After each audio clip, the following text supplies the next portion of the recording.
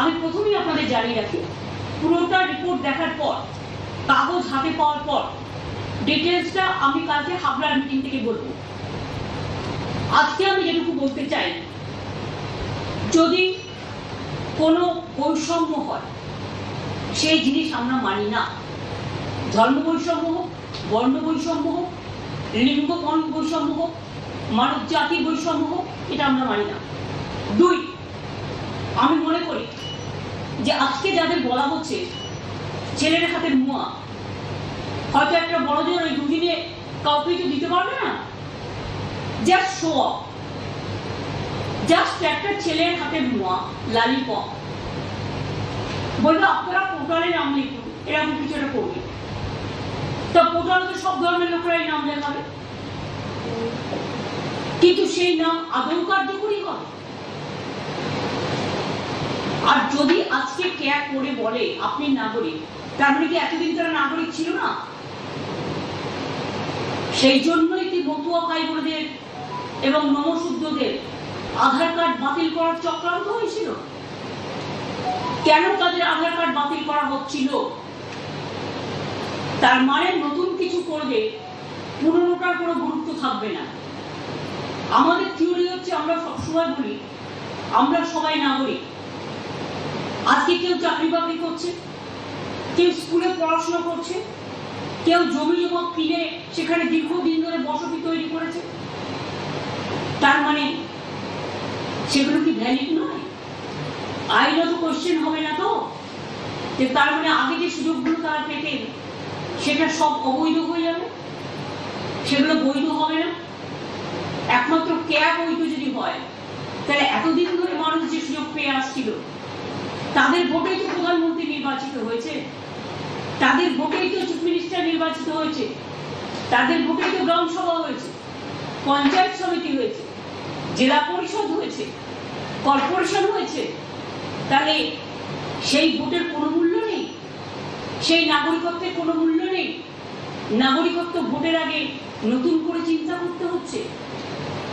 এবং আমি ডিটেলসটা দেখার পরে কালকে নিশ্চয়ই আপনাদের কাছে বলবো, কিন্তু আমার মনে হচ্ছে যে যদি ক্যা দেখিয়ে এনআরসি নিয়ে এসে কারো যারা এখানকার নাগরিক তাদের নাগরিকত্ব ক্যান্সেল করা হয়, তাহলে কিন্তু আমরা কেউ চুপ থাকবো না, আমরা স্ট্রংলি এটা প্রতিবাদ করব, আমরা আগে জানিয়ে গেলাম। দুই হচ্ছে নো এনআরসি, এনআরসি তো আমরা মানতেই পারি না।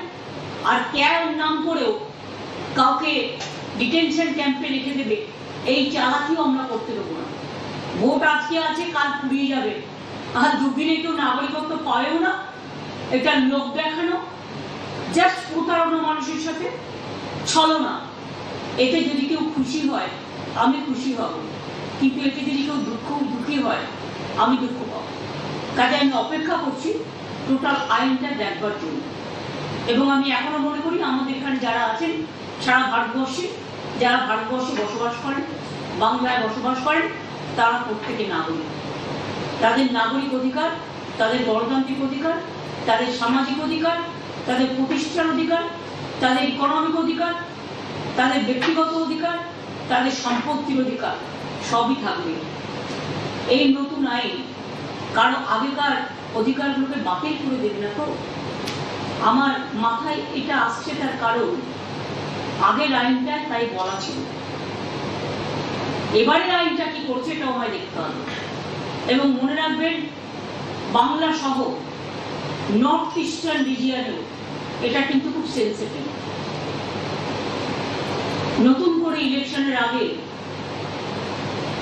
কোনো অশান্তি হোক, এটা আমরা চাই না। পায়ে পা লাগিয়ে কোনো প্ররোচনা বিজেপি সৃষ্টি করুক, এটা আমরা চাই না। আমি রমজান মাসের আগে, আজকের দিনটাই তাদের বেছে নিতে হয়েছে কেন সেটাও আমি জানি। আমি সবাইকে বলবো খুশির চাপ দেখুন, সানন্দে রোজার মাস পালন করুন। শিবরাত্রি পালন করেছেন, শুভনন্দন, রমজানের মুবারক অনেক, হোলি আসছে, রামনবমী আসছে, নতুন বছর আসছে। সবাইকে আপনাদের শুভনন্দন জানিয়ে বলি যে ভয় পাবেন না, চিন্তা করবেন না, আধার কার্ড যখন বাতিল করা হচ্ছিল আমরা রুখে দাঁড়িয়েছিলাম, এবং আজও যদি কারো অধিকার কেড়ে নেওয়া হয়, মনে রাখবেন তৃণমূল কংগ্রেস একমাত্র রাজনৈতিক দল সর্বপ্রথম সে আওয়াজ তুলবে, আলোড়ন তুলবে। তার মানে সূচনাটা আমি এখনই করে দিয়ে গেলাম, কারণ মধ্যরাত্রে মধ্যগগনে কি ফুল ফুটবে সেটা তো আমরা জানি না। সেই জন্য আগাম বলে গেলাম সন্ধ্যাবেলায়, নতুন সন্ধ্যা শুরু হবার আগে সন্ধ্যা লগরে যে মধ্যরাতে এমন কিছু করবেন না, এটা ফ্রিডম অ্যাট মিডনাইট নয়, এটা বিজেপির পরিকল্পনা ছলনা। সাহস থাকলে আপনি 6 মাস আগে দিতেন, 4 বছর অপেক্ষা করতে হলো কেন? আর হঠাৎ ইলেকশনের আগে নানা রকম বুলি উড়ে বেড়াচ্ছেন। গ্যাসের দাম 70,000 কোটি টাকা আপনারা ইনকাম করেছেন, গ্যাসের দাম বাড়িয়েছেন তো বাড়িয়েছেন, আজকে নির্বাচন বলে 100 টাকা কমাচ্ছেন, কিন্তু যেটা বাড়িয়েছেন 1000 টাকায় সেটা কিনতেই তো মানুষের পকেটে অর্ধেক রোজগার বেরিয়ে যাচ্ছে। সুতরাং ভাওতা অলওয়েজ ভাওতা, ছলনা অলওয়েজ ছলনা, প্রতারণা অলওয়েজ প্রতারণা। দেশের কিছু ভালো হলে আমরা যেমন খুশি হই, আমরা অভিনন্দন জানাই, দেশের কিছু খারাপ হলে আমরা সেটাকে কিছুতেই সাপোর্ট করতে পারি না। আমি শুনছি প্রধানমন্ত্রী নাকি জাতির উদ্দেশ্যে ভাষণ দেবে, মিসাইল, লঙ্কেশ মিসাইল করেছে ভারত। যদি করে থাকেন আমি বিজ্ঞানীদের অভিনন্দন জানাই, আমি আগেই মহাকাশচারীদের অভিনন্দন জানিয়ে যাচ্ছি। আর এটা আজকের গান নয়, এটা ইন্দিরা গান্ধীর সময় থেকে এই অভিযান শুরু হয়েছে। প্রায় 30-40 বছর ধরে বৈজ্ঞানিকরা এই কাজ করছেন। সুতরাং তাদের সাফল্য আমাদের সাফল্য, তাদের আমি অভিনন্দন জানাচ্ছি। কিন্তু কে নিয়ে কি করবে আমার ডাউট আছে। আমি সবাইকে বলবো চিন্তা করবেন না, ভয় পাবেন না, কোনো মানুষকে বঞ্চিত হতে আমরা দেব না, এনআরসি করতে দেব না।